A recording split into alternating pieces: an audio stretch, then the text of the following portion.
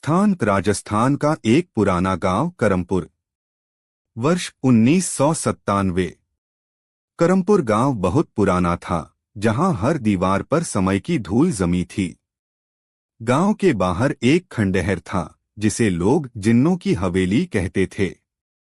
गांव वालों का मानना था कि वहां जिन्नात का बसेरा है, और जिसने भी उस हवेली में कदम रखा वो फिर कभी पहले जैसा नहीं रहा। कहानी की शुरुआत। अजय एक युवा पत्रकार था जो अंधविश्वासों पर रिसर्च कर रहा था। जब उसने करमपुर और जिन्नों की हवेली की कहानी सुनी तो वो वहां खुद जाकर सच्चाई जानने का निश्चय कर बैठा। गांव पहुंचते ही उसे लोगों ने चेतावनी दी, साहब वो हवेली जिन्नों की है, वहां ना जाना, वो शिकार कर लेते हैं। पर अजय नहीं माना। रात का समय, हवेली के अंदर। अजय ने कैमरा, टॉर्च और एक ताबीज लेकर हवेली में कदम रखा। हवेली में अजीब सी ठंडक थी, जैसे वहां हवा भी सांस रोककर चलती हो। दीवारों पर उर्दू में कुछ लिखा था और जमीन पर सूखे खून के धब्बे थे। कुछ ही मिनटों में उसे लगा कि कोई उसके पीछे चल रहा है।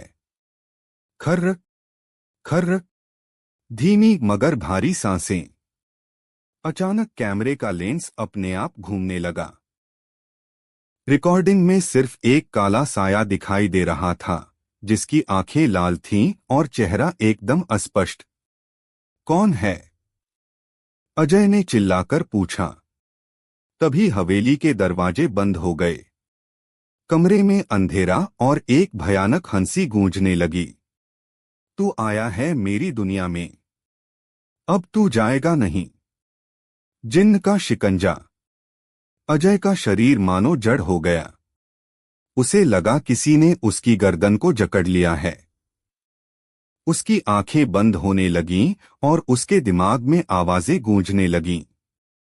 मैं जिन्न काफिर नहीं, मैं बंदी था इस हवेली में, अब तू मेरा रास्ता बना।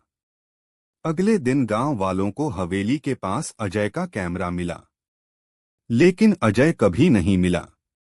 कैमरे की अंतिम रिकॉर्डिंग में एक जलता हुआ चेहरा और एक अजीब सी जुबान में कुछ बोलता हुआ जिन्न दिखाई दे रहा था।